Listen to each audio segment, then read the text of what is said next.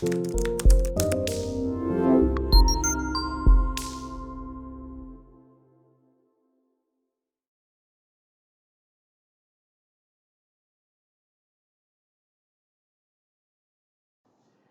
Morning. तो आज हम लोग जो करने वाले हैं वो है प्रीवियस ईयर का प्रैक्टिस सेट। ठीक है बेटा। सबसे पहले हम कुछ बता देते हैं आपको कि रीजनिंग सेक्शन में लगभग कितने चैप्टर आते हैं। आप लोगों को पता भी होगा, फिर भी मैं बता देता हूँ और आप लोग हमको बताइएगा डाउट सेशन में कि किस चैप्टर में प्रॉब्लम है। मैं चैप्टर के यहाँ नाम लिख रहा हूँ रीजनिंग सेक्शन में। ठीक है, चैप्टर के यहाँ नाम लिख रहा हूँ। पहला चैप्टर है आपका सीरीज। ठीक है, आप लोग हमको बताते जाइएगा बाद में कि किस चैप्टर में डाउट है, उस चैप्टर को मैं फिर से पढ़ा दूंगा आप लोगों को। पहला चैप्टर हो गया सीरीज। दूसरा क्या है? Odd one out. ठीक है। तीसरा क्या है? Coding, decoding. ठीक है। फोर्थ नंबर पे क्या है? फोर्थ नंबर पे आपका देख लेते हैं, वो है डायरेक्शन। ठीक, और इसको आगे ले जाते हैं। फिर फिफ्थ नंबर पे आपका आ जाता है ब्लड रिलेशन। ठीक है। सिक्स नंबर पे आ जाएगा सिलॉक्स। और सेवेंथ नंबर पे आपका आ जाएगा सेटिंग। यहीं से क्वेश्चन आपके एग्जाम में पूछे जाते हैं। ठीक है। Series, odd one out, coding decoding, direction, blood relation, syllogism और सेटिंग, यहीं से क्वेश्चन बनते हैं। लगभग 20 क्वेश्चन पूछता है।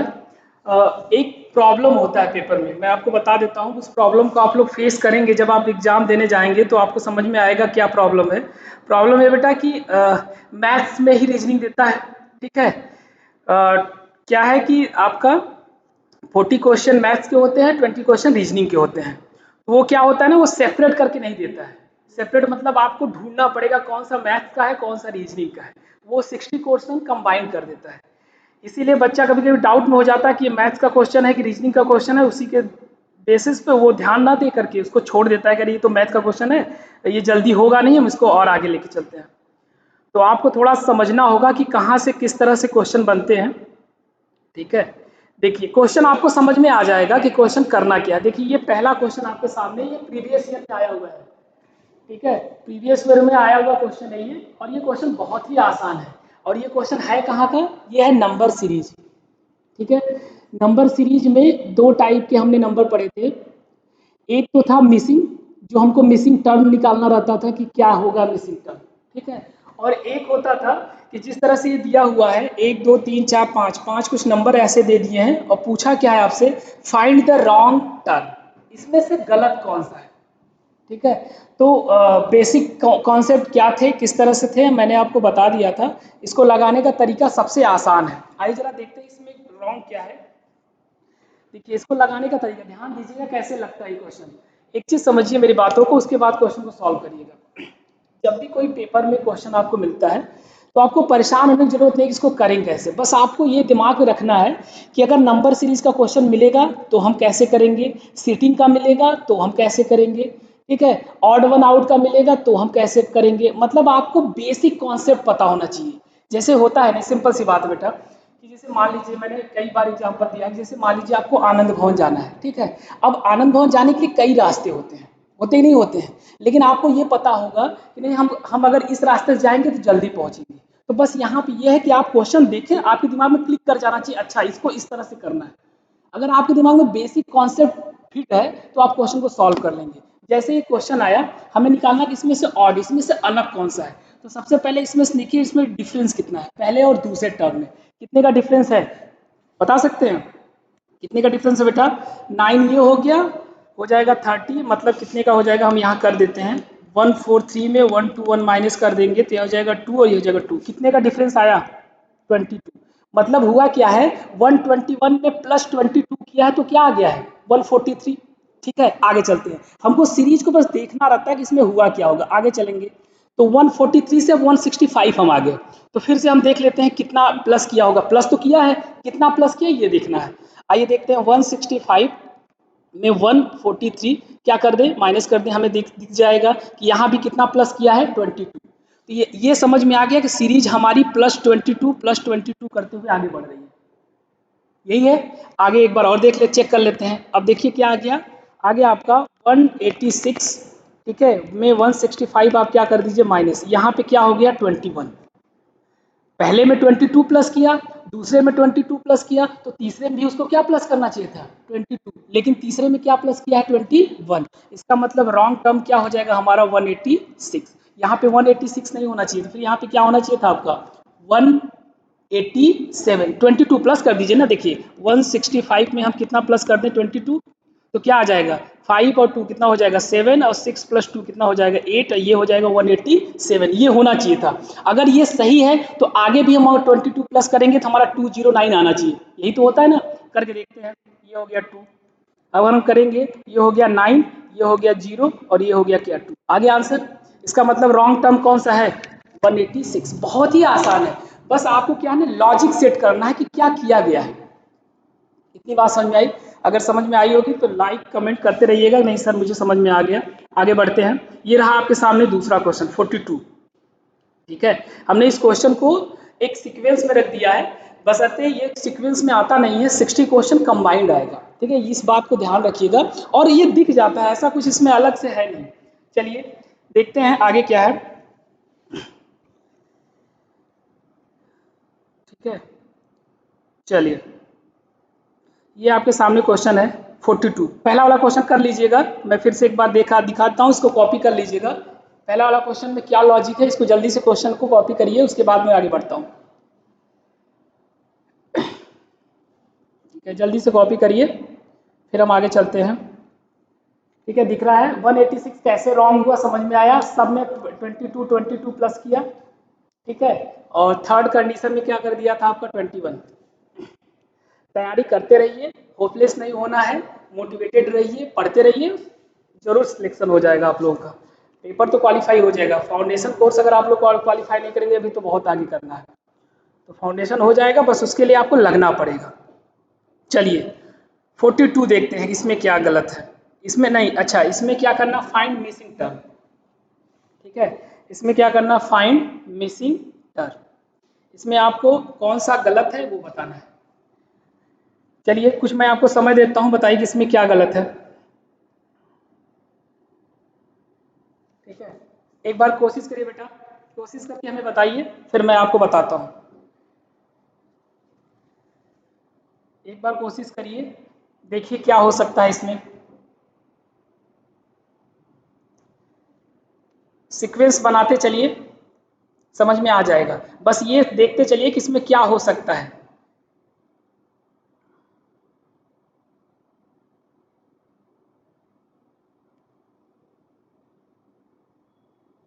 यहाँ पे ऑड वन आउट आपको नहीं ढूंढना, यहाँ पे मिसिंग यानी अगला टर्म क्या होगा ये आपको बताना है। अगला टर्म क्या होगा ये आपको बताना है।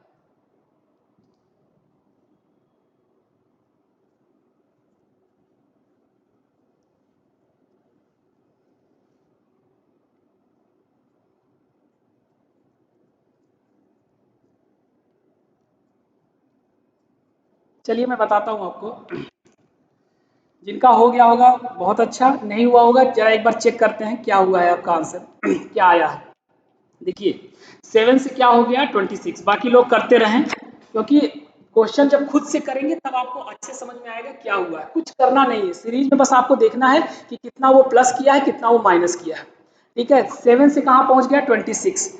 अगर 26 पहुंचा इसका मतलब कुछ ना कुछ एडिशन किया होगा, कितना किया है जरा बस वही देखते चलिए, कितना किया है 19, कितना किया है 19। आगे चलते हैं 26 से कहाँ पहुंच गया 63, तो 63 में से क्या कर दिए 26 माइनस करिए, कितना हो जाएगा आपका 4 यहाँ और 3 यहाँ, कितना बचेगा यहाँ पे 7 और 5 में से 2 गया कितना हो जाएगा 3, तो यहाँ पे प्लस क्या हो गया 37। ठीक है, आगे देखिए क्या किया गया है। 124 अपने आप समझ में आ जाएगा हुआ क्या है। यहाँ हो गया 1, यहाँ हो गया आपका 61। पहले में क्या किया गया है 61। उसके बाद आगे बढ़ते जाइए 215 में 124 माइनस कर दीजिए, क्या हो जाएगा 1 और ये हो जाएगा 9 और ये हो जाएगा बस 91 आएगा। ठीक है, फिर आगे चले जाइए सी। आपके पास तो कैलकुलेटर है, फटाफट करते चले जाएंगे। 215 इसमें माइनस करेंगे क्या आ जाएगा, 12 में से 5 गया कितना बचेगा 7 और यहाँ बचेगा 3 में से 1 गया क्या हो जाएगा 2। ठीक है, और 3 में से फिर 2 गया क्या हो जाएगा 1, 127। ठीक है, इस वाले में क्या आ जाएगा हमारा 127। ठीक है, आगे निकालना है कि यहाँ पे क्या आएगा। अब बस ये देखने के बाद आपको ये समझ में नहीं आ रहा होगा कि कितना प्लस कर रहा है। समझ में आ रहा है कितना हमको ऐड करना, नहीं आ रहा है। यही आया आपका भी डिफरेंस, यही है क्या आया 19, 37, 61, 91 और 127, यही आया होगा डिफरेंस। लेकिन हमें नहीं समझ आ रहा किस सीक्वेंस में वो ऐड कर रहा है, नहीं समझ में आ रहा है ना। समझिएगा बेटा, अगर आपको सिंगल में ना समझ में आए, अगर आपने डिफरेंस तो निकाल लिया लेकिन आपको नहीं समझ में आ रहा है किस बेसिस पे 19 कर दिया, 19 के बाद 37 कैसे कर दिया, ठीक है, ये चीज आपको नहीं समझ में आ रही है ना, तो आप डबल डिफरेंस चेक करिए, एक बार और डिफरेंस चेक करिए एक बार और डिफरेंस। ठीक है, चेक करते जाइए। 37 में 19 माइनस कर देंगे तो क्या आ जाएगा आपका, यहाँ हो जाएगा 8 और यहाँ हो जाएगा 1, 18 आ जाएगा। ठीक है, आगे फिर चेक कर लीजिए। 61 में 37 क्या कर देंगे हम, माइनस कर देंगे तो 11, 11 में से 7 गया तो कितना हो जाएगा आपका 4 और यहाँ क्या बचा 5, 5 में से 3 गया क्या बचेगा 2। समझ में आ रहा है, पहले में प्लस 18 किया, दूसरे में प्लस 24 कर दिया। बस आप दोनों का डिफरेंस निकालते चले जाइए। ठीक है, खुद ऑटोमेटिक समझ में आ जाएगा हुआ क्या होगा ये। 6 डिफरेंसेस बढ़ता चला जा रहा है, यही हो रहा है ना। तो बस लास्ट में आप जब ऐड करेंगे तो कितना प्लस करके ऐड करेंगे, 6 प्लस करके। ठीक है, तो देखिए 18 में 6 प्लस किया क्या आ गया 24, 24 में प्लस 6 करेगा तो क्या आ जाएगा 30, 30 में प्लस 6 किया होगा क्या आएगा 36 और 36 में प्लस करेगा 6 क्या आ जाएगा आपका 42। तो आप 127 में क्या कर देंगे 42, तो 7 और 2 क्या हो जाएगा 9 और 4 और 2 क्या हो जाएगा 6 और यहाँ पे हो जाएगा 1, 169 क्या कर देंगे आप ऐड कर देंगे किसमें 342 में कितना ऐड कर देंगे 169, 9 और 2 क्या हो जाएगा 11, 1 हो जाएगा 6 4 10 11, 1 3 1 4 और 1 5 क्या आ जाएगा 511। डी का ऑप्शन। देखिए सिंपल सा है, जब भी आपके सामने सीरीज आए तो सीरीज के क्वेश्चन को सॉल्व करने का दो तरीका है, मैंने बताया। मैं आप लोगों ने पढ़ा है नहीं पढ़ा मुझे नहीं पता, लेकिन सीरीज का चैप्टर आप लोग पढ़ लीजिएगा, उसमें नंबर सीरीज है। नंबर सीरीज को सॉल्व करने का दो तरीका, सिर्फ दो तरीका। आप अभी आप लोग कभी देखे होंगे या कभी बुक में देखे होंगे तो ढेर सारे पैटर्न है, लेकिन उस पैटर्न को सॉल्व करने का दो तरीका है बेटा। जब भी आपके सामने कोई सीरीज आए, जैसे मैं फॉर एग्जाम्पल यहाँ एग्जाम्पल लिख के आपको समझाता हूँ। जैसे एक लिखा हुआ है 3, समझिएगा, एक लिखा हुआ है 6, फिर लिखा हुआ है 9, ठीक है, फिर लिखा हुआ है 12, ठीक है, फिर लिखा हुआ है 15, ठीक, इस तरह से लिखा हुआ है। तो अब आपको जब भी आपके सामने एक ये मान लीजिए क्वेश्चन मिला और एक इसके जस्ट नीचे, ठीक है, एक यहाँ आपको जस्ट नीचे हम लिख रहे हैं, क्या हो गया 10, 100, ठीक है, फिर क्या हो जाएगा 1000, फिर क्या हो जाएगा 10,000, इस तरह से ये आपको मिलता चला जा रहा है। एक चीज समझिएगा, मैंने बताया था कि जब सीरीज के बढ़ने की स्पीड जो है वो स्लो हो, धीरे धीरे सीरीज बढ़े, तो इसका मतलब है या तो उसमें एडिशन हुआ होगा, अगर वो घटने की सीरीज है तो या तो उसमें डिफरेंस हुआ होगा। सीरीज जब धीरे धीरे बढ़ती है या धीरे धीरे घटती है तो या तो उसमें एडिशन चल रहा है या तो उसमें क्या चल रहा है डिफरेंस चल रहा है। अगर वो एकाएक बढ़ जा रहा है, ठीक है, जैसे 2 के बाद क्या आ जा रहा है 10, 10 के बाद क्या आ जा रहा है 100, 100 के बाद 500, अगर इस सीक्वेंस में सीरीज बढ़ रही है इसका मतलब वहां पे क्या हुआ होगा मल्टीप्लाई। ये मैंने बखूबी अच्छे से एक एक चीज एक्सप्लेन करके मैंने बताया था। जब भी आपके सामने कोई भी नंबर सीरीज आए तो वो नंबर सीरीज दो तरीके से सॉल्व होता है, या तो डिफरेंस निकाल के या तो मल्टीप्लाई करके। डिफरेंस कहाँ निकालेंगे, जब सीरीज के बढ़ने की स्पीड क्या होगी स्लो होगी। ठीक है, चलिए 43, 43 में आपको बताना है कौन सा इसमें ऑड है, ये मैं आपके लिए छोड़ देता हूँ। आप 1 मिनट करिए क्वेश्चन, ये कुछ क्वेश्चन आप भी करिए क्योंकि बहुत क्वेश्चन है, 20 क्वेश्चन है सॉल्व करवाने हमको। 43 नंबर का क्वेश्चन है, इसको एक बार आप लोग नोट कर लीजिए। इस क्वेश्चन को खुद से करने की कोशिश करिए कि इसमें क्या है। बहुत ही आसान लॉजिक लगाया, बस उस लॉजिक को आपको पकड़ना है। आपने पकड़ लिया, क्वेश्चन सॉल्व हो जाएगा। ठीक है, तो एक टाइप का एक ही क्वेश्चन मैं बताऊंगा, अगर वो दूसरा टाइप का आ जाता है आपको खुद से सॉल्व करना होगा। कर लीजिएगा, बहुत बड़ा क्वेश्चन नहीं है, और नहीं होगा तो नेक्स्ट सेशन में मैं आपको सॉल्व करवा दूंगा। चलिए ठीक है, कोशिश करिएगा आप लोग एक बार। ठीक है बेटा, ऑप्शन भी लिख लीजिएगा और इसको एक बार कोशिश करिएगा। मैं नेक्स्ट क्वेश्चन पे आ रहा हूँ क्योंकि मुझे 20 क्वेश्चन आज कंप्लीट करने हैं। ठीक है, हो जाएगा, बहुत ही आसान है, बस डिफरेंस चेक करिएगा, आंसर आ जाएगा। चलिए 44 नंबर का क्वेश्चन करिए आप लोग। क्वेश्चन नंबर 44, बताइए इसका आंसर क्या आएगा। और ये तो बहुत ही आसान होना चाहिए आपके लिए, बहुत ही आसान होना चाहिए आप लोगों के लिए। क्या आएगा 44 का आंसर?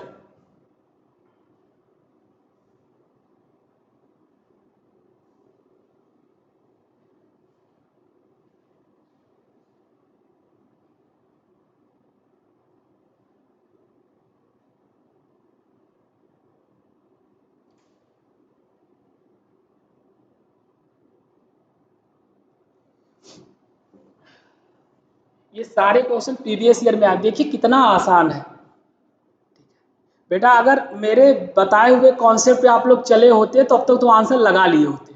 इसका मतलब आप लोग कुछ ना कुछ मिस कर रहे हैं। ठीक है, बहुत ही आसान है। मैंने बोला था कि चाहे ये लेटर सीरीज है, पहले तो क्वेश्चन को पहचान लिया, ये है क्या, लेटर सीरीज है। लेटर सीरीज में मिसिंग लेटर आपको पूछा गया है। ठीक है, तो ये लेटर सीरीज का क्वेश्चन है और बहुत ही आसान है। मैंने कई बार कहा कि अगर आप लोग बेसिक बिल्कुल जो पढ़ा हुआ तरीका अगर आप उससे चलेंगे तो क्वेश्चन आपका तो सॉल्व हो जाना चाहिए। पहला लेटर तो आप लोग बता ही देंगे जिसका आंसर क्या आना चाहिए देख के केवल। चलिए मैं फटाफट करता हूँ। ठीक है, देखते रहिए क्या है बेटा। एक चीज समझिएगा, चाहे 3-3 डिजिट का दिया हो या 4-4 डिजिट का हो या 5-5 डिजिट का हो, उससे हमसे मतलब नहीं, डरना किसी चीज से नहीं है। यहाँ देखिएगा, आप एक चीज याद देख करिए, जब भी मैंने आपको लेटर सीरीज पढ़ाया तो बताया था कि पहले का कंपेयर हम किससे करेंगे, इसके पहले से, और इसका पहला इससे कर देंगे, इसका इससे कर देंगे, इसका इससे निकाल देंगे। हम इनके बीच में रिलेशन निकालते हैं कि ए से डी चला गया तो कैसे गया होगा। ठीक है, ए से डी गया होगा तो कैसे गया होगा। आइए जरा हम एक बार फिर से आपके सामने बताते हैं कैसे हुआ होगा। ए से डी अगर हमको जाना है तो हमको क्या करना होगा बताइए, प्लस कितना, कुछ ना कुछ तो प्लस करना है बेटा। सबसे पहले बताइए, प्लस करना है ना। ए से हम कहाँ चले गए, डी, तो कितना प्लस किया होगा बताइए, +3, बिल्कुल सही। डी के बाद हम कहाँ चले गए, एच, तो यहाँ पे प्लस कितना किया गया होगा, +4। एच से कहाँ चले गए, एम, तो यहाँ पे प्लस क्या किया गया होगा, 5। अब ये आप कैसे, कुछ लोग तो समझ में आएगा सर +3 +4 +5 कैसे कर दे रहे हैं बेटा। ये प्लेस वैल्यू याद करवाया था कि प्लेस वैल्यू याद होगा तो आप क्वेश्चन कर लेंगे लेटर सीरीज का, नहीं तो नहीं कर पाएंगे। ठीक है, प्लेस वैल्यू आपको याद ही नहीं है। अब मैं फिर से प्लेस वैल्यू लिखूं तब आपको समझ में आएगा।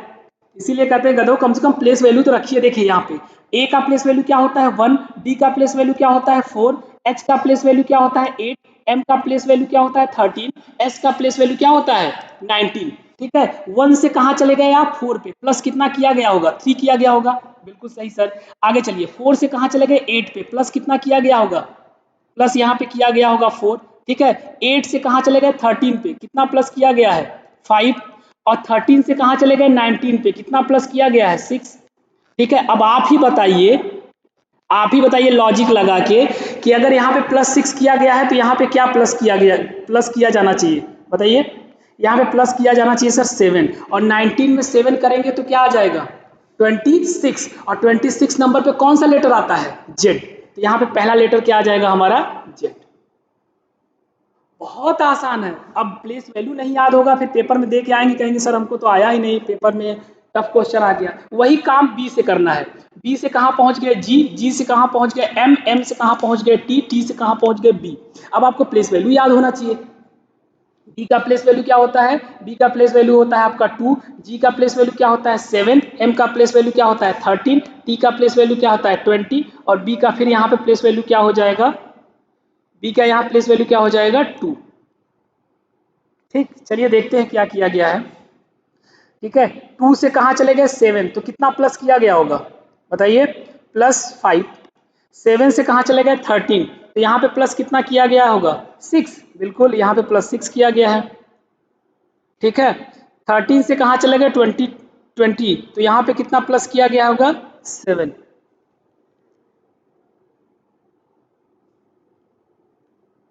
ठीक है, अब देखिए 20 से फिर आप कहाँ जा रहे हैं 2, बेटा 20 से आप कहाँ जा रहे हैं 2, तो कितना प्लस किया गया आप बता सकते हैं, कितना प्लस किया? बहुत ही लॉजिकल क्वेश्चन पूछा है, इसने दिमाग लगा दिया।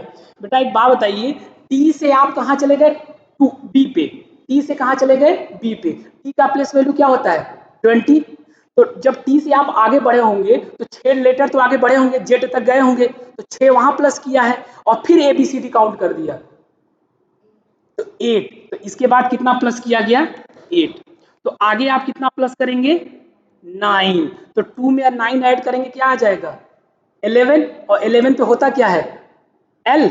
अब बेटा ये सब तो याद करना पड़ेगा आपको, सॉरी 11 पे एल नहीं, सॉरी 11 पे क्या होता है की, 11 पे क्या होता है की, एल जो होता है 12 पे होता है। समझ में आ रहा है? देखिए ये क्या है ना, सिर्फ नंबर का खेल है, नंबर अगर आपको प्लेस वैल्यू याद है तो आप फटाफट क्वेश्चन को सॉल्व करते हुए जाएंगे, अगर नहीं याद है फिर वहीं पे रुक जाएंगे, स्पीड आपकी स्लो हो जाएगी। इसीलिए मैंने कहा था प्लेस वैल्यू तो आपको याद ही होना चाहिए। आ रहा है समझ में नहीं? अच्छा, तो आंसर क्या आया आपका डी, क्या आया आपका आंसर डी। चलिए यहाँ पे कुछ लोग बता रहे हैं कि आंसर सर डी आएगा, मैं चेक नहीं कर रहा हूँ थर्ड डिजिट को, थर्ड डिजिट को आप लोग चेक कर लीजिएगा, इसका आंसर इनके हिसाब से क्या आया है डी, क्या आया है डी, जेड आएगा, के आएगा और डब्ल्यू आएगा। ठीक है, इस तरह से क्वेश्चन को सॉल्व करेंगे हम लोग। ठीक है, आगे चलते हैं। चलिए अब ये आ गया आपका कोडिंग, क्या आ गया कोडिंग, फ्लावर को क्या कोड किया गया है UOLDVI, तो आपसे पूछा है टर्मिनल का कोड क्या होगा, तो सबसे पहले फ्लावर को जो ये कोड दिया गया है ये क्या सोच के दिया गया है ये आपको निकालना है, FLOWER,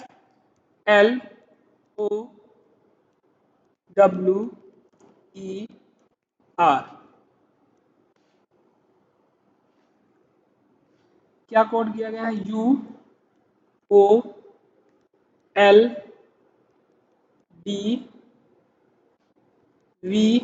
अब देखिए अगर आप लोग पढ़े होते, हम तो अभी देख रहे हैं, हमको तुरंत समझ में आ गया क्या होना चाहिए, इसमें क्या हुआ है, कोई तो बता देगा इसमें हुआ क्या है।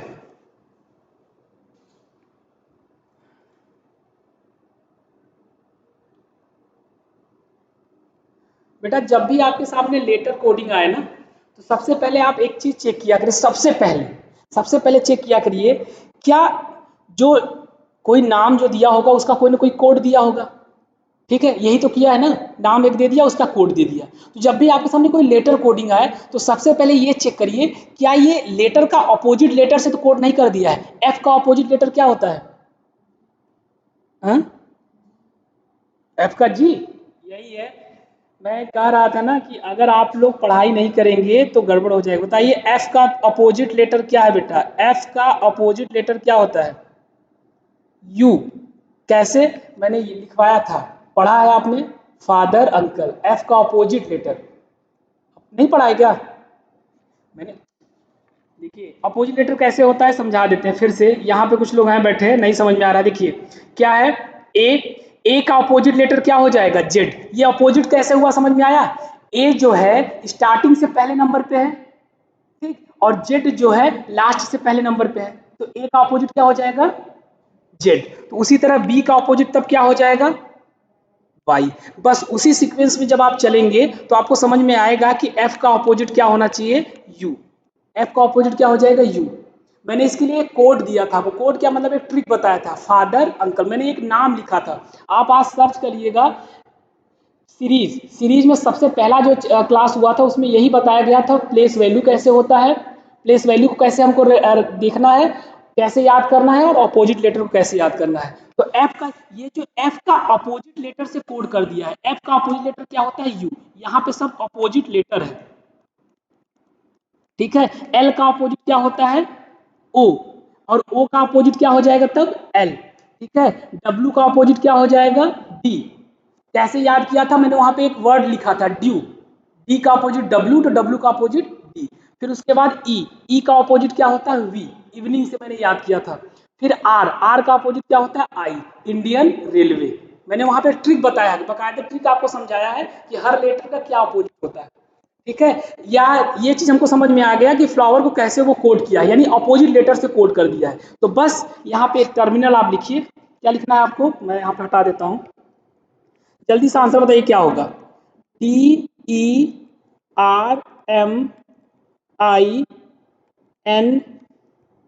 ठीक है, A और क्या है L। अब टी का अपोजिट अब पता होगा तब तो आप लोग जल्दी से कर पाएंगे, नहीं पर टी का अपोजिट क्या होता है, जी, बिल्कुल, टी का अपोजिट जी, ई का अपोजिट वी, आर का अपोजिट आई, एम का अपोजिट एन, आई का अपोजिट आर, इंडियन रेलवे, बिल्कुल, एन का अपोजिट एम, ए का अपोजिट बी और एल का अपोजिट ओ, ठीक है। तो क्या दिया है, जी वी आई, कहाँ है जी वी आई, आपको इतना सॉल्व भी नहीं करना। हाँ सॉरी सॉरी, कोई बात नहीं बेटा, वो ए का अपोजिट, ये रख दिया, ए का अपोजिट जेड, ठीक है। वो देखिए, और एक चीज और है जी, अब एक चीज यहाँ आपको पूरा करने का भी रिक्वायरमेंट है क्या, आपका पहला लेटर ही अलग है। देखिए पहले वाला लेटर जी आना चाहिए, क्या जी किसी ऑप्शन में दिया है, क्या नहीं दिया है, तो आपको पूरा सॉल्व भी नहीं करना है, एक ही बार में आप समझ सकते हैं कि इसका आंसर क्या होगा, बी। होता बहुत आसान है, इसी में बच्चे टाइम लगा देते हैं। देखिए प्रैक्टिस नहीं करेंगे, पढ़ाने से कुछ नहीं होगा, सिर्फ हम तो पढ़ा के चले जाएंगे, अगर आपको 10 20 50 क्वेश्चन सॉल्व नहीं करेंगे तब तक उसका कुछ मतलब नहीं निकलेगा, ठीक है। तो इस तरह से क्वेश्चन को आपको सॉल्व करना है, ठीक है। अब आ गया 46 नंबर का क्वेश्चन, क्या है, पॉइंटिंग, यानी ये किससे लिया गया है, ब्लड रिलेशन से, ब्लड रिलेशन से क्वेश्चन को लिया गया है, और ये लॉजिक बेस्ड होता है, ये लॉजिक से अगर आप क्वेश्चन सॉल्व करेंगे तो आसानी से क्वेश्चन सॉल्व हो जाएगा, ठीक है। इस क्वेश्चन को किस तरह से सॉल्व करना है, आइए देखते हैं। चलिए पहले एक बार आप लोग खुद से प्रैक्टिस कर लीजिए कैसे लगता है क्वेश्चन, जरा लगाइए, देखिए अगर आ जाता है तो ठीक है, नहीं तो फिर हम आगे बढ़ते हैं, क्योंकि प्रैक्टिस आप लोगों को करते चलना है। ये है कौन सा क्वेश्चन आपको सॉल्व करना है, क्वेश्चन सॉल्व करना है 46, क्वेश्चन कौन सा सॉल्व करना है, 46।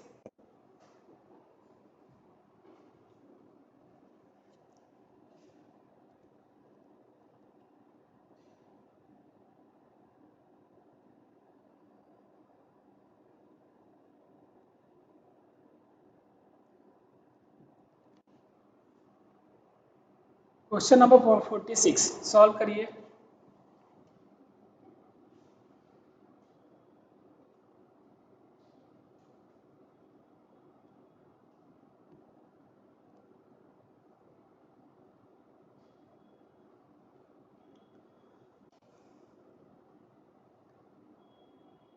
जैसे जैसे बोलता जाता है वैसे वैसे करते जाइए।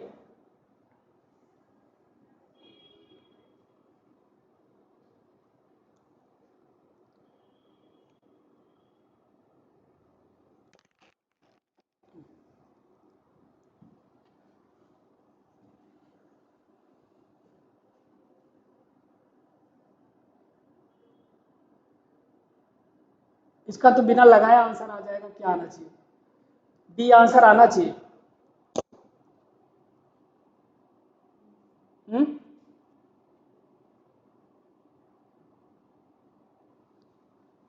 आ गया, आ गया, सही बताइएगा, डी आंसर आया क्या, बताएं। चलिए आइए देखते हैं। कुछ होता नहीं है, सिर्फ मैंने बोला ना रीजनिंग में कुछ ऐसा है ही नहीं जो हम आपको समझाएं, बहुत ध्यान से आप समझिए इसको, बस एक बार आपने लॉजिक सेट कर लिया आंसर आसानी से आ जाएगा। दिया क्या है, pointing to a lady, a man set, मतलब क्या है, एक लेडी की तरफ इशारा करते हुए कोई आदमी है, मान लेते हैं एक मैन है, ठीक है, मैन, मैन को हम किससे दिखाते हैं, प्लस से, मेल को किससे दिखाते हैं, प्लस से, लेडी की तरफ से करके एक इशारा, मान लीजिए कोई एक लेडी है उसको हम डिनोट करते किससे कर दिए, इससे, माइनस से, ठीक है। इसके तरफ इशारा करते हुए इसके बारे में कुछ कहते हैं, जरा देखिए क्या कह रहे हैं कि the son of her only brother, मतलब इसके इकलौते भाई का सन, यही तो बोले है ना, यही तो आंसर क्वेश्चन कह रहा है। क्वेश्चन क्या कर रहा है? The son of her only brother, यानी कि इसके इकलौता भाई, इकलौता भाई मतलब ब्रदर हम यहां बना दिए, ठीक है। इकलौता भाई का कौन? सन। तो सन कहां आ जाएगा? यहां आ जाएगा। यही तो हुआ। आ रहा समझ नहीं? इकलौते भाई का सन दिया क्या है? The son of her only brother is the brother of my wife. ये भाई है किसका? मेरे वाइफ का। मतलब इसके यहाँ पे इसकी कोई ये इस मैन की क्या हो जाएगी? वाइफ। यानी मैन, ये वाला मैन कहाँ आ जाएगा उठ के? यहाँ नीचे। मतलब ये कहना क्या चाहता है कि मेरे वाइफ का जो भाई है, ठीक है, ठीक है, वो लड़का है किसका? इस लेडी के इकलौते भाई का। आया समझ में? आया समझ में? मैं फिर से यहां से आपको कनेक्ट करता हूं, फिर से देखिएगा। सिंपल सी बात है। क्या हुआ कि एक आदमी है, ठीक है, एक मैन है, यहाँ मैन है, ये मैन एक लेडी की तरफ इशारा करते हुए इसके बारे में कुछ इंफॉर्मेशन देता है, ठीक है। वो इंफॉर्मेशन क्या है? वो कह रहा है कि the son of her only brother, यानी कि the son of her only brother, इसके इकलौते भाई का जो सन है। तो इस लेडी का इकलौता भाई आपने बना दिया, ठीक है। इस लेडी का इकलौते भाई का सन, सन कहाँ चला आया? नीचे, ठीक है। वो भाई है किसका? मेरे वाइफ का। वो भाई किसका है? मेरे वाइफ का। वो क्या है? भाई है। तो यानी ये मैन कहाँ उठ के चला आएगा? यहाँ पे। ये मैन कहाँ चला आएगा? यहाँ पे। यानी ये डायग्राम बनेगा। यही तो डायग्राम बनेगा। अब आपसे सिंपल सा ये पूछ रहा है कि how is lady is related to man. ये जो लेडी है कौन? ये जो लेडी है इस मैन से कैसे संबंधित है? सिंपल सा। तो अब ये देखना है कि एक चीज देखिए, ये मैन हो गया, मतलब ये हस्बैंड वाइफ हो गए, ये मैन और ये वुमेन, ये क्या हो गए? हस्बैंड वाइफ हो गए। तो जो इसकी वाइफ का भाई है, ये इसकी वाइफ का क्या है? भाई है। तो जो ब्रदर है इसका, इसके वाइफ का जो ब्रदर है ये क्या है? बी का, मतलब बी जो एक पर्सन है उसका क्या है? सन है, ठीक है। और इस पर्सन का ये कौन है? ये कौन है? ये क्या है? ये इसकी, तब ये क्या हो जाएगी? ये सिस्टर। ये क्या हो जाएगी? सिस्टर। किसका? इसका, ठीक है। तो इसका क्या लगेगी? आंटी। क्या लगेंगी? आंटी। आई बात समझ में? चलिए आगे चलते हैं। हाँ, जल्दी से जरा इस क्वेश्चन को करिए तो 47, बहुत ही आसान क्वेश्चन है। करिए। बताना आपको कि पूरे फैमिली में कितने मेल मेंबर हैं। जल्दी से बताइए, बहुत ही आसान क्वेश्चन है, कुछ इसमें करना नहीं है, सिर्फ आपको बताना है कि पूरे फैमिली में कितने मेल मेंबर हैं। करिए करिए, जल्दी इस क्वेश्चन करिए, देखिए क्या आ रहा है, बस फटाफट लिखते चले जाइए। जैसे दिया क्या है? A family has a man his wife, एक आदमी है, ठीक है, एक मैन, ठीक है, और इनकी क्या है? वाइफ। ये हो गए, ठीक है, प्लस माइनस, ठीक है, एक मैन एक वाइफ, ठीक है, इस तरह से हो गया। फिर देयर फोर सन, कितने सन है? फोर सन है। एंड उनके फोर सन के क्या है? वाइफ हैं। तो फोर सन हो गए, एक दो तीन चार, ठीक है। सन की वाइफ, आपको सिर्फ मेल मेंबर बताना है, तो वाइफ को अभी काउंट मत करिए। यहाँ भी एक प्लस, यहाँ भी प्लस, यहाँ भी प्लस, यहाँ भी प्लस, यही तो होगा। एक पति पत्नी है, उनके चार बच्चे हैं, ठीक है। इतनी बात समझ में आ रही ना?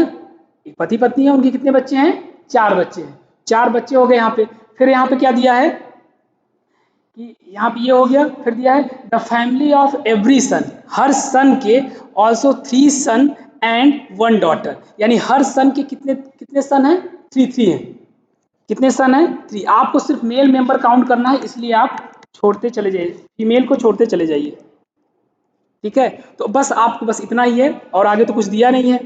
Three son and one daughter, find out the total number of male member in the whole family. तो देखिए देखिए, एक मेल तो यहाँ से हो जाएगा, एक तो यहाँ से हो जाएगा, चलिए, एक यहाँ से दो, ये सॉरी एक एक बस लिखते चलिए, नहीं तो कंफ्यूजन हो जाएगा।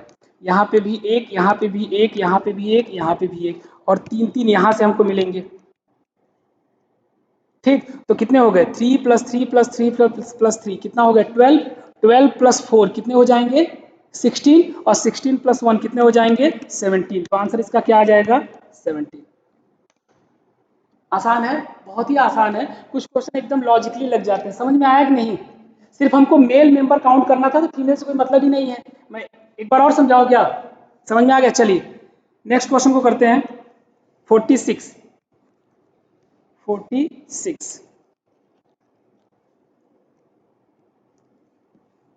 आइए 46 में क्या दिया हुआ है? गिवन दैट, अच्छा डेटा इधर भी दिया हुआ है। अच्छा हाँ, ये दिया हुआ है, कुछ लिखा हुआ है यहाँ पे ऑफ करके लिखा हुआ है। 2 पॉइंट लिख लीजिए, फिर मैं नीचे चलता हूँ। ये 2 पॉइंट जो लिखा हुआ है उसको जरा लिख लीजिए जल्दी से। 48 में लिखा है गिवन दैट, जरा वो जो 1 और 2 करके दिया है उसको जल्दी से लिखिए। क्या दिया है? ए इज मदर ऑफ बी। पहला पॉइंट क्या दिया है? ए इज मदर ऑफ बी। और दूसरा पॉइंट क्या दिया है? सी इज सन ऑफ ए। क्या दिया हुआ है? सी इज सन ऑफ ए। ये हो गया 2 पॉइंट। जल्दी से नीचे चलिए, 2 पॉइंट नीचे भी दिया हुआ है दूसरे पेज में। ये दिया हुआ है, क्या दिया हुआ है? D is brother of E. तीसरा पॉइंट क्या दिया हुआ है? D is brother of E. ठीक है, फिर चौथा पॉइंट क्या दिया है? E is daughter of B. क्या दिया हुआ है? E is daughter of B. अब आपको पूछा क्या है? ये 4 पॉइंट दे दिया।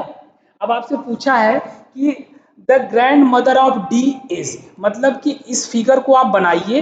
बनाने के बाद आपको ये बताना है कि डी की ग्रैंड मदर कौन है। ऑप्शन आपके सामने है, ए ग्रैंड मदर है कि बी ग्रैंड मदर है कि सी है कि ई है। क्या बात है, बेहतरीन, बहुत जबरदस्त आंसर तुरंत आ गया। आइए देखते हैं, मैं लिख लेता हूँ यहाँ पे। क्या था बेटा? पहला था A is mother of B. क्या था पहला? यहीं पे लिख लेता हूँ। क्या? A is mother of B. और दूसरा यहाँ पे क्या दिया था? C is son of A. C is son of, ठीक, ये दिया हुआ है। चारों मैंने एक पेज में लिख लिया, 2 पेज पे उधर दिया था, इसलिए मैंने यहाँ लिख दिया। आपसे पूछा है इनमें से डी की ग्रैंड मदर कौन है? जल्दी इसका लीजिए। क्या दिया है? ए इज मदर ऑफ बी। तुरंत बनाइए। क्या है? ए जो है मदर है किसकी? बी की। बना दिया। फिर दिया है सी इज सन ऑफ ए। सी जो है ए का क्या है? सन। तो ये यहाँ पे सी कर दिया। इन दोनों के बीच में रिलेशन होगा क्या? ये ब्रदर होगा क्योंकि सी इज सन ऑफ ए। ठीक है, सी का जेंडर क्लियर, लेकिन बी का भी जेंडर क्लियर नहीं है। बी का जेंडर क्लियर है क्या? नहीं। चलिए आगे चलते हैं। फिर क्या दिया है? डी इज ब्रदर ऑफ ई। एक चीज और मैं आपको बता दूं, देखिए यहाँ पे कितने लोग आए हैं? ए आया है, बी आया है, सी आया है, लेकिन यहाँ पे डी भी नया है, ई भी नया है ना। तो इस लाइन को अभी छोड़ दीजिए, नेक्स्ट नेक्स्ट लाइन पढ़िए। क्या दिया है?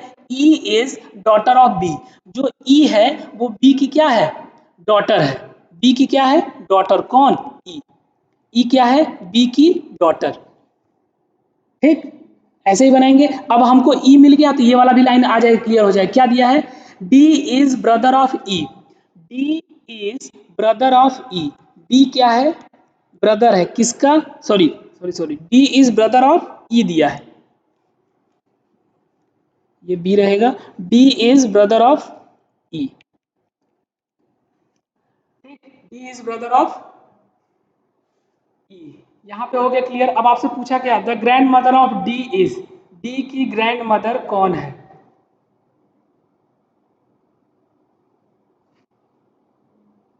कौन होगा? तो आपने कैसे ई का आंसर किया?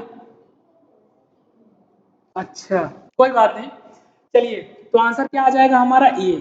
क्या पूछा था कि डी की ग्रैंड मदर कौन है? सिंपल सी बात है बेटा, डी किसका भाई है? फिगर में देखिए, डी किसका भाई है? ई। और ई, ये जो बी है या तो मदर होगी या तो फादर होगा, दो में से एक होगा। कौन होगा वो हमें पता है, क्योंकि उसके रिगार्डिंग कोई भी अभी क्वेश्चन से पूछा नहीं है। और ऊपर क्या है? बी की या तो ये तो मदर ही होंगी। ठीक है, तो ये मदर होंगी तो ये डी की क्या हो जाएंगी? Grand mother. अगर बी की मदर है तो डी की क्या हो जाएंगी? Grand mother. सिंपल। चलिए आंसर क्या आ जाएगा हमारा? डी। आगे चलते हैं, जल्दी से इस क्वेश्चन को सॉल्व करके बताइए क्या आया है। ये कोडेड में दिया हुआ है। ठीक है, बहुत ही आसान क्वेश्चन है। बस आपको कोड को डिकोड कर लेना है, मीनिंग निकालना है कि ए प्लस बी का मतलब क्या होता है, ए इंटू बी का मतलब क्या है, ए माइनस बी का मतलब क्या है।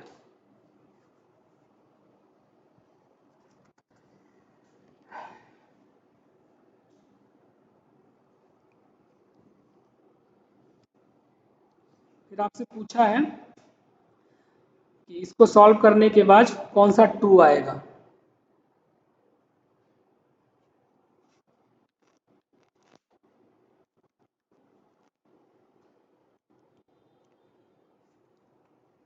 आया? खुद से करिए, अगर खुद से नहीं करेंगे तो हमको क्या, हम तो बता देंगे, आप कार्बन कॉपी कर ले, माहिर ही है। खुद से कोशिश करिए, अगर खुद से आ जाता है कोई चीज, अगर फंसता है तो देखिए कि नहीं सर क्या इसमें होना चाहिए। अब आपसे पूछा क्या है, सिंपल सा क्वेश्चन ये पूछा है कि P into Q minus S, which of the following is true. कौन सा ट्रू होगा? S is wife of B, S is father of P, P is daughter of Q, Q is father of P। कौन सा इसमें से सही होगा ये आपको बताना है। क्या लग रहा है, क्या लग रहा है, क्या आंसर होगा?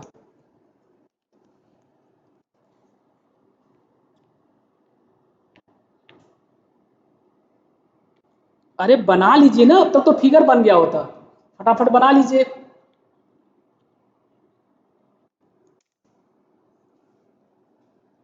चलिए कोई बात नहीं, हम आपको फिर से यहाँ समझाते हैं। चलिए, लिखा है बेटा यहाँ पे a प्लस बी, इसका मतलब समझाया, मीन्स क्या समझाया है? बोला है कि a प्लस बी मीन्स होता है a is father of b। इसका मतलब हो जाएगा, सीधे सीधे हम लिख देते हैं फादर, सॉरी फादर नहीं दिया है, क्या दिया है? डॉटर।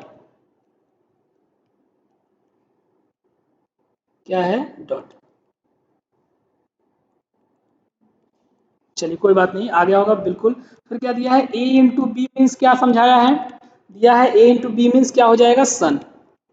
अच्छा, फिर क्या दिया है? a माइनस बी, इसका मतलब क्या दिया है कि क्या हो जाएगी? वाइफ। ठीक है, अब जरा हम इसको मतलब नए बच्चों के लिए मतलब समझा दें। ये बोल क्या रहा है, यहाँ पे दो पर्सन है, कौन कौन पर्सन है? ए है और बी है, दो लोग हैं। इसमें बोला है कि जो पहला पर्सन है, याद रखिएगा हम ए और बी को नहीं समझेंगे, हम इसमें पहला पर्सन समझेंगे, दूसरा पर्सन समझेंगे। ए और बी में पहला पर्सन कौन है? ए। दूसरा पर्सन कौन है? बी। तो समझाया है कि ए इज डॉटर ऑफ बी, जो पहला पर्सन है वो दूसरे पर्सन के क्या है? डॉटर। ठीक है, आपके क्वेश्चन में नाम वो बदल सकता है, पी क्यू रख सकता है, एस टी रख सकता है, आर एम रख सकता है, लेकिन जब भी रखेगा तो आप समझिएगा, जो आपके लेफ्ट साइड वाला होगा वो पहला पर्सन होगा, जो राइट साइड वाला होगा वो दूसरा पर्सन होगा। तो पहला पर्सन दूसरे पर्सन का क्या है? डॉटर। अगर बीच में प्लस आ गया तो, और अगर बीच में क्या आ गया? इनटू, तब यहाँ पे पहला पर्सन क्या बन जाएगा? सन। और अगर बीच में क्या आ गया? माइनस, तो पहला पर्सन क्या बन जाएगी? वाइफ। ये इसकी मीनिंग है। अब जरा हम लोग फटाक से इसको सॉल्व करते हैं। क्या दिया हुआ है? P into Q minus S, ये दिया हुआ है। अब चलिए सबसे पहले क्या है? इंटू। इंटू का मतलब क्या होता है कि पहला पर्सन दूसरे पर्सन का क्या है? सन। मतलब P क्या हो जाएगा? Q का सन। तो ऐसे बना दीजिए, ये हो गया Q, Q का सन कौन हो जाएगा? P।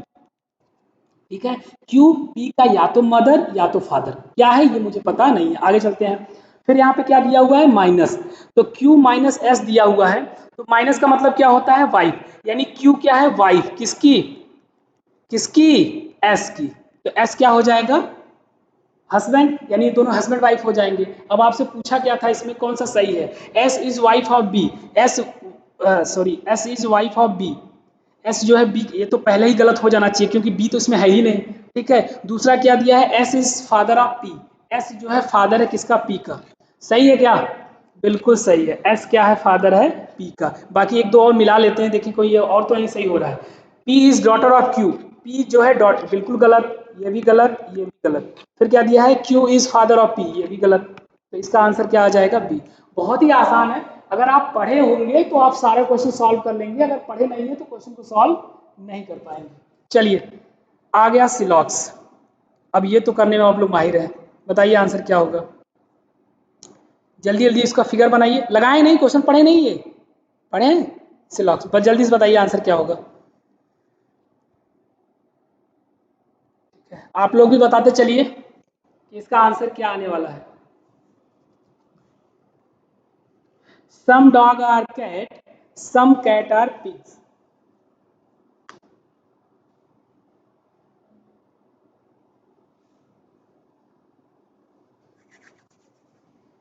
आ गया? क्या बात है, कुछ नहीं करना है, सम डॉग आर कैट दिया यहाँ पे, तो बस ये हो गया डॉग, ये हो गया कैट।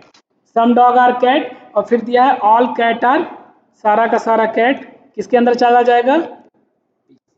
अच्छा, ये बन गया मेरा इमेज। अब इमेज बनने के बाद ये मतलब स्टेटमेंट हमारा इमेज के फॉर्म में कन्वर्ट हो गया। अब इमेज के फॉर्म में कन्वर्ट, अब आपसे कंक्लूजन पूछेगा। कंक्लूजन 2 भी पूछ सकता है, 3 भी पूछ सकता है, उसके ऊपर है। पहला कंक्लूजन पूछा है सम कैट आर डॉग, कुछ कैट क्या है, डॉग है, बिल्कुल सही बोल रहा है, जो बोल रहा है ये बिल्कुल सही है। दूसरा क्या दिया है, सम डॉग आर पिग, कुछ डॉग क्या है, ये भी बिल्कुल सही है। दोनों क्या है, सही। तो दोनों सही। देखिए आंसर क्या होना चाहिए यहाँ। पहला आंसर कब लगाएंगे, जब होगा if only one conclusion follow, जब केवल पहला फॉलो होगा।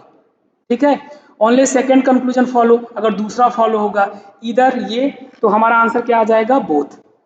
ये होगा if both first and second. जल्दी से 51 करिए। क्या दिया है, सम कैट आर डॉग, क्या दिया है, सम कैट आर डॉग, फिर क्या दिया है, सम डॉग आर स्टोन। ये बन गया, कंक्लूजन दिया है आपके सामने, पहला, दूसरा, तीसरा, चौथा।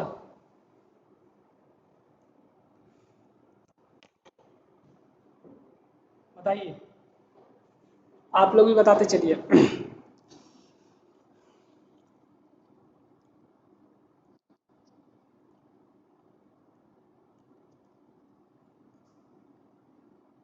देखिए अगर कोई प्रॉब्लम है, ठीक है, हर चैप एक चीज़ समझिए कि जो बच्चे सफल होते हैं या किसी एग्ज़ाम को क्वालिफाई करते हैं, वो अलग नहीं होते हैं। ऐसा नहीं कि वो बहुत अलग होते हैं, उनको भगवान एक अलग दिमाग दे के भेजते हैं, ऐसा कुछ नहीं है। सिर्फ प्रैक्टिस, अगर आप कंटिन्यू प्रैक्टिस करते चलिए और एक वे बना के चलिए। अगर ये जैसे कि आपको पता है कि रीजनिंग में 7 चैप्टर से आना है, तो सातों चैप्टर को लगाने का तरीका आपके पास है कि नहीं है। क्वेश्चन आएगा तो हमको सोचना क्या है, किस डायरेक्शन में भागना है। अगर ये सारी चीज़ें आपको पता होगा तो आप क्वेश्चन सॉल्व कर लेंगे। जल्दी से बताइए क्या इसका आंसर होगा। चलिए मैं आपको सॉल्व करवा देता हूँ। फिगर मैंने बना दिया था। फिगर क्या था, some cat are dog, some dog are stone. कुछ नहीं है। पहला क्या दिया, नो कैट इज स्टोन, कोई भी कैट स्टोन नहीं। एक बात बताइए, ये सारा डेफिनेट कंक्लूजन है क्या, कैसा कंक्लूजन है, डेफिनेट। मतलब कंफर्म रूप से वो बोल रहा है कि सारा का सारा कैट स्टोन के लिए नेगेटिव है। क्या ऐसा इंफॉर्मेशन है क्या, है क्या, नहीं है, नहीं है। तो ये पहला क्या हो जाएगा, गलत। यानी ये कह क्या रहा है कि सारा का सारा कैट स्टोन के लिए नेगेटिव है, नकारात्मक है, नेगेटिव है। ऐसा इंफॉर्मेशन हमारे, ये सोचिए कैट कहाँ पे है, यहाँ पे, स्टोन कहाँ पे, यहाँ पे। इनको दूर होने से नेगेटिव मत समझ लीजिएगा, इनके बीच में आपके पास इंफॉर्मेशन होना चाहिए। क्या इन्फॉर्मेशन है क्या इन दोनों के बीच में, नहीं, कोई इन्फॉर्मेशन नहीं है कि ये निगेटिव है कि पॉजिटिव, क्या कोई इन्फॉर्मेशन है, नहीं। और ये कह रहा है कि सारा का सारा कैट क्या है, नेगेटिव है। तो ये क्या कर रहा है, गलत बोल रहा है। जो बोला ये बिल्कुल क्या बोल रहा है, गलत कर रहा है। चलिए आगे चलते हैं। क्या दिया है, ऑल डॉग आर स्टोन, सारे के सारे डॉग क्या हो जाएंगे, स्टोन। ये भी क्या बोल रहा है, गलत। यही है ना। चलिए आगे चलते हैं। सम स्टोन आर कैट, कुछ स्टोन क्या है, कैट है। ये भी क्या है, हाँ, बोलिए बेटा, पेपर नज़दीक आ गया है। इस अगर ये इतना लो कॉन्फिडेंस रहेगा ना तो फिर कुछ होने वाला है नहीं। ऐसा कॉन्फिडेंस मत रखिए। वैसे कोरोना को देख के तो एक ही गाना याद आता है कि तुमको भी गम ने मारा, हमको भी गम ने मारा। ठीक है, ये स्थिति है। बच्चे भी बर्बाद हो गए हैं, टीचर तो जो हुए हैं वो तो हुए ही हैं। ठीक है, सारा का सारा फ्लो टूट गया बच्चों के पढ़ने का, और टीचर के पढ़ाने का फ्लो टूट गया। ठीक है, तो कोई बात नहीं, अब हम लोग मिलके फिर सामना करेंगे। और ऐसा नहीं है, प्रैक्टिस बस एक बार फिर से सारी वीडियो को आप देखिए, एक एक चीज को समझिए। और नहीं आता है कमेंट करिए कि यहाँ हमको प्रॉब्लम, नो डाउट प्रॉब्लम तो होता ही है। जिसको कहते हैं ना कि more study more confusion, no study no confusion. पढ़ेंगे तभी तो कंफ्यूजन होगा, कंफ्यूजन होना जरूरी है। मैं यहाँ देखता हूँ बच्चे आते हैं, पढ़ते हैं, बैग उठाते हैं, चले जाते हैं। ठीक है, कोई एक डाउट तक उनको नहीं होता। डाउट क्यों नहीं होता, क्योंकि पढ़ते ही सोचते हैं चलिए पढ़ लेंगे। ठीक है, तो कोरोना तो अपना काम करके चला गया, लेकिन आपको अपना काम करना है। इसलिए थोड़ा सा प्रैक्टिस करते चलिए, जो पढ़ाया गया उसको पढ़िए, नहीं तो फिर कोई मतलब नहीं इसे पढ़ाई का। चलिए, क्या हो गया, गलत दिया है, सम स्टोन आर कैट, स्टोन यहाँ पे है, कैट यहाँ पे है। मैं पूरा बता नहीं पा रहा हूँ यहाँ पे, इसलिए नहीं बता पा रहा हूँ कि पूरा एक्सप्लेन करूंगा तो फिर इसमें टाइम चला जाएगा, ऐसा क्यों हो रहा है। ठीक है, फिर दूसरा क्या दिया हुआ है, नो डॉग इज कैट, कोई भी डॉग कैट नहीं। चौथा नंबर भी गलत है, सारा का सारा कंक्लूजन गलत है। तो यहाँ पे क्या हो जाएगा, नन फॉलो, ऑप्शन डी। ऐसा क्यों हुआ है, आप लोग जब मेरा वीडियो देखेंगे तो आपको समझ में आएगा। देखिए इन्फॉर्मेशन दो तरह से होता है, एक होता है पॉजिटिव इन्फॉर्मेशन, एक होता है नेगेटिव इन्फॉर्मेशन। दो लोगों के बीच में इन्फॉर्मेशन हमको मिलना चाहिए। मैं एक बार इसको और समझा देता हूँ, बहुत लोगों को नहीं समझ में आया होगा कि सर ये गलत कैसे हो गया। मैं एक बार और समझाने की कोशिश करता हूँ, आप समझने की कोशिश करिएगा, ठीक है। एक बात समझिएगा, दिया क्या है, समझिएगा, दिया है सम कैट और डॉग। दिया है कि ये हो गया कैट, कैट का कुछ हिस्सा डॉग के साथ क्या है, पॉजिटिव है, ठीक। सम का मतलब क्या होता है, पॉजिटिव। अच्छा, फिर दिया है डॉग का कुछ हिस्सा किसके साथ पॉजिटिव है, स्टोन के साथ, ठीक। यही फिगर बनेगा। एक चीज और है, बच्चे मूर्ख होते हैं, इस तरह से फिगर बनाते हैं, ध्यान दीजिएगा ये फिगर आपका गलत है, ऐसे फिगर मत बनाइएगा, क्योंकि उसने बोला है कुछ डॉग स्टोन है और आपने यहाँ कुछ डॉग स्टोन के साथ साथ स्टोन को कैट के साथ भी रिलेशन दिखा दिया। ऐसा उसने नहीं बोला है। जो वो नहीं बोलता है उसको बनाने की कोई रिक्वायरमेंट नहीं है, जो बोलेगा वही बनाना है। अब समझना यह है कि कुछ कैट का हिस्सा डॉग के साथ रिलेशन बना रहा है, कुछ डॉग का हिस्सा कैट के साथ रिलेशन बना रहा है, ठीक। कुछ डॉग का हिस्सा स्टोन के साथ रिलेशन बना रहा है, कुछ स्टोन का हिस्सा डॉग के साथ। यहाँ देखते चलिएगा, ये बातें हैं। अब यहाँ पे दिया है नो, नो का मतलब होता है 100% नेगेटिव। क्या बोल रहा है, नो कैट इज स्टोन। क्या बोल रहा है कि सारा का सारा कैट का हिस्सा स्टोन के लिए क्या है, नेगेटिव है। क्या है, नेगेटिव। क्या ऐसा कोई इंफॉर्मेशन है, नहीं है भाई। कहाँ इंफॉर्मेशन कैट का पूरा हिस्सा स्टोन के लिए नेगेटिव है, ऐसा कुछ तो बोला है ही नहीं। नहीं समझ में आया। देखिए मैं एक बार और समझ, बेटा एक चीज समझिएगा, अगर नहीं समझ में आएगा तो फिर मेरे, देखिए कैट कहाँ पे है, यहाँ पे फिगर में देखिएगा, कैट कहाँ पे है, यहाँ पे, और यहाँ फिगर में स्टोन कहाँ पे है, यहाँ पे।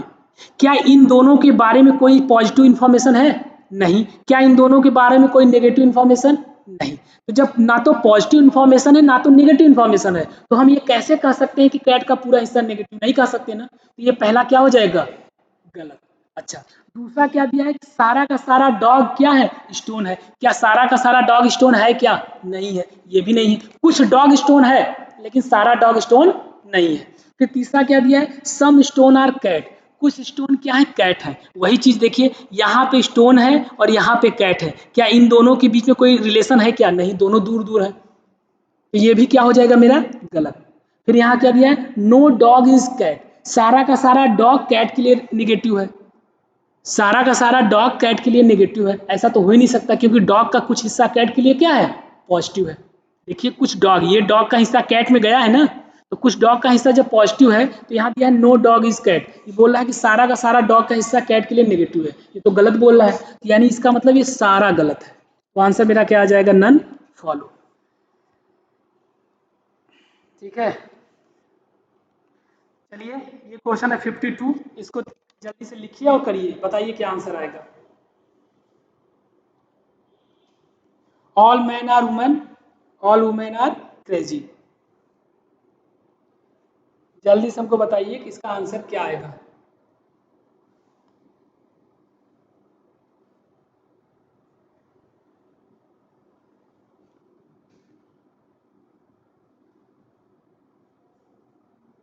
हाँ बेटा फिगर बना लीजिए, बन गया है। चलिए देख लेते हैं क्या आएगा। अच्छा ठीक है, देख लेते हैं क्या दिया है, ऑल मैन आर वुमेन, सारे के सारे मैन क्या हैं, वुमेन है। फिर क्या दिया है, ऑल वुमेन आर क्रेजी, बहुत आसान है ये तो, ठीक है। सारे के सारे इस तरह से फिगर बनेगा, ये सारे के सारे मैन क्या, वुमेन है, सारे के सारे वुमेन क्या है, क्रेजी है। अच्छा, फिर क्या दिया है, ऑल मैन आर क्रेजी, सारे के सारे मैन क्या है, क्रेजी, बिल्कुल सही कह रहा है, बिल्कुल सही। दूसरा क्या दिया है, all the crazy are man, सारे क्रेजी क्या है, मैन है, क्या ऐसा है क्या, नहीं, ठीक है, बिल्कुल सही। फिर दिया है some of the crazy are man, यहाँ पे दिया है सम क्रेजी आर, ये ऑफ द लगा है, इसका कोई बहुत ज्यादा मतलब नहीं। ऐसा होता है कुछ लोग समझते हैं ये एक नया सेंटेंस दे दिया, ऐसा कुछ नहीं है। बोला है सम क्रेजी आर मैन, कुछ क्रेजी क्या है, मैन है, ऐसा है क्या, बिल्कुल है ना, बिल्कुल। चलिए फिर क्या दिया हुआ है, फिर दिया है some of the crazy are, हाँ फिर दिया है some of the crazy are women, कुछ ये भी सही है, यानी पहला सही है, तीसरा सही है और चौथा सही है। पहला तीसरा यानी ऑप्शन क्या हो जाएगा, सी। चलिए ये तो आसान है, बिल्कुल आसान है। चलिए एक क्वेश्चन और इसमें था, वो आप लोग होमवर्क है, आप लोग घर कर लीजिएगा। एक ही टाइप का बहुत क्वेश्चन बताने का कोई मतलब नहीं है। आइए नेक्स्ट पे चलते हैं। ठीक है, 6 फ्रेंड, इसको बैठा लेंगे क्या? 6 फ्रेंड, जल्दी से इसको कर लेते हैं, फिर आज के लिए हम लोग इतना ही रखते हैं। इसको जल्दी से करिए, देखिए क्या दिया हुआ है, जल्दी से करिए। लिखा क्या है? 6 फ्रेंड्स, 6 दोस्त हैं, A B C D E and F are sitting on a bench facing towards north. North direction में करके फेस 6 दोस्त बैठे हैं एक बेंच पे, मतलब ये रो वाला है। ठीक है, रो में कितने लोग बैठे हैं? 6 लोग हैं, 1 2 3 4 5 6।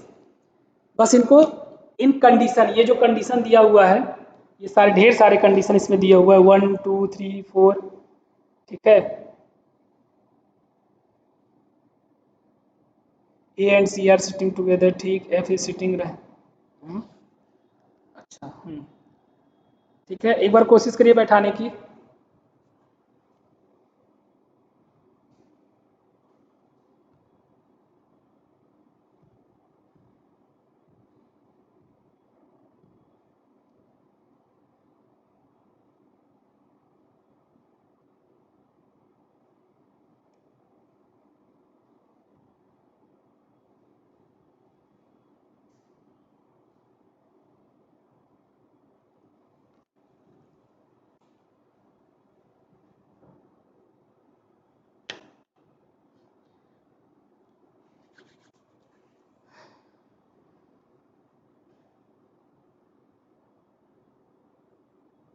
जल्दी से करिए, मैं 1 मिनट में आ रहा हूँ, 1 मिनट आपको टाइम दे देता हूँ।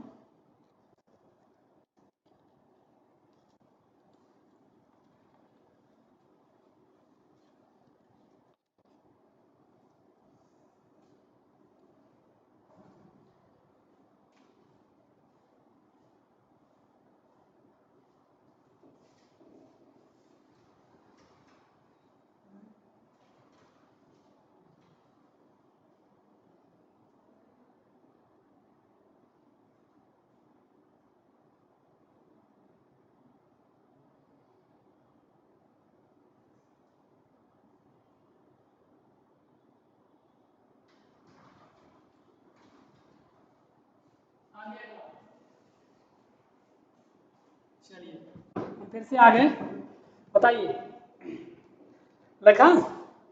बहुत सही, बहुत तेज बच्चे हैं यहाँ के, तो बहुत तेज बच्चे हैं जो बैठे हैं यहाँ पे। बाकी जो ऑनलाइन देख रहे हैं उनको पता नहीं। देखिए आप कैसे किए हैं हमें नहीं पता, 1 बाय 1 स्टेटमेंट को पढ़ते जाइए, करते जाइए, तब भी सॉल्व हो जाएगा। लेकिन समझिए, जब आपके सामने इतने सारे स्टेटमेंट दिए हैं, लगभग कितने दे दिए हैं? 8 8 दिए हैं, ठीक है। लेकिन कुछ ऐसे पॉइंट होंगे जो तुरंत सॉल्व हो जाएंगे। जैसे मैं आपको बताऊं, ये 5th नंबर का जो इन्फॉर्मेशन है, क्या दिया है कि C is 3rd position from right. Right end से सी क्या है? 3rd पोजीशन पे है। तो 1 2 3, सी को कहाँ बैठा दीजिए? यहाँ पे, ऐसे सॉल्व हो जाएगा। फिर क्या दिया हुआ है? फिर आप देखिए सी से रिगार्डिंग कितने information, C is sitting left of D, C जो है डी के लेफ्ट में भी है। एक इन्फॉर्मेशन सी से यहाँ दिया हुआ है आपको कि C is sitting left of D, C जो है डी के लेफ्ट, यानी डी या तो यहाँ बैठेगा या तो यहाँ बैठेगा, यही तो होगा ना। कहाँ डी बैठा अभी नहीं दिया, कोई बात नहीं। D is not sitting with E, D जो है ई के साथ नहीं बैठा है। चलिए इसको देख लेते हैं। फिर क्या दिया है? E is on the left end of the bench, E जो है लेफ्ट इंड पे है, तो ई कहाँ हो जाएगा? यहाँ पे हो जाएगा। ठीक है, जो जो मिलता जा रहा है उसको बैठाते जाइए। फिर क्या दिया है? फिर डी इज नॉट, ये तो हो गया। फिर क्या दिया है? A and C are sitting together, A और सी क्या है? साथ में है। ठीक है, तो ए और सी साथ में, सी तो मिल गया है, लेकिन ए इधर भी हो सकता है और ए इधर भी हो सकता है। ठीक है, फिर क्या दिया है? F is sitting right of D, F is sitting right of D, F जो है डी के राइट में है। ठीक है, एफ जो है डी के राइट में है। ठीक, तो अगर हम डी को यहाँ बैठा दें, देखें सही होता है नहीं, डी को यहाँ बैठा दें, सॉरी, एफ जो है डी के राइट में, डी को यहाँ बैठा दें और एफ को यहाँ बैठा दें। ठीक है, सी है तो ए यहाँ बैठ जाएगा। एक बंदा और बचा होगा कोई, क्या नाम है? ई, हाँ, बी, ऐसे ही बैठा है क्या? बस बैठ गया। तो ये होता है प्रैक्टिस। बाकी मैं ऐसे नहीं करवाता हूँ क्लास में, ऐसे बिल्कुल नहीं करवाता, लेकिन क्लास हो चुका है ना, तो यहाँ कुछ एक्स्ट्रा सोचना है। जो बच्चे सिलेक्शन लेते हैं वो कुछ एक्स्ट्रा सोचते हैं, आपको सोचना है ऐसा कौन सा पॉइंट है जो हमारे स्टेटमेंट को और इजी बना देगा, बस उसको ढूंढ लीजिए, फटाक से बैठा लीजिए, आसानी से बैठ जाता है। ठीक है, तो ये क्वेश्चन, अब इस पे कोई देखिए कितने ढेर सारे क्वेश्चन पूछा गया है। पहला क्वेश्चन पूछा है at what position A is sitting, A जो है ए का पोजीशन क्या है, पहला ऑप्शन है between B and C, B और सी के बीच में है, बिल्कुल सही, पहला ही ऑप्शन हो जाएगा सही। ठीक है, 53 हो गया। 54 में क्या दिया है, what is position of B, B का पोजीशन क्या है, बी का पोजीशन है लेफ्ट इंड से सेकेंड, यही है ना, तो देखते हैं क्या है, second from right, centre, extreme left, D.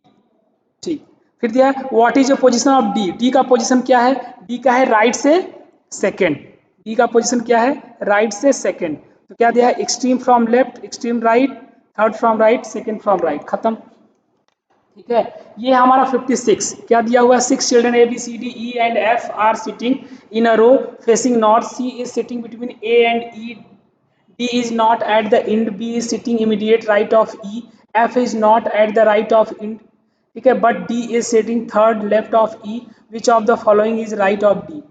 ठीक है, ये क्वेश्चन आप बहुत ही आसान से घर पे कर लीजिएगा, ये क्वेश्चन बहुत जल्दी करिए, जल्दी से करिए 57, क्योंकि इसका ट्रिक है, पेपर में आपको भी ऐसे करना होगा, जल्दी से 57 कर दीजिए, बस आज के लिए लास्ट क्वेश्चन है, क्योंकि बेटा मैथ्स भी इसके बाद होना है, हम ही सारा समय ले लेंगे तो और क्या करेंगे।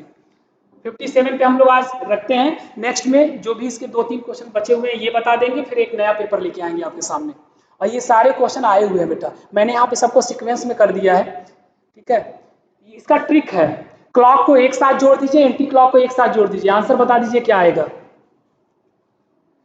सब भूल गए बच्चे, हमारे बच्चे सब भूल गए।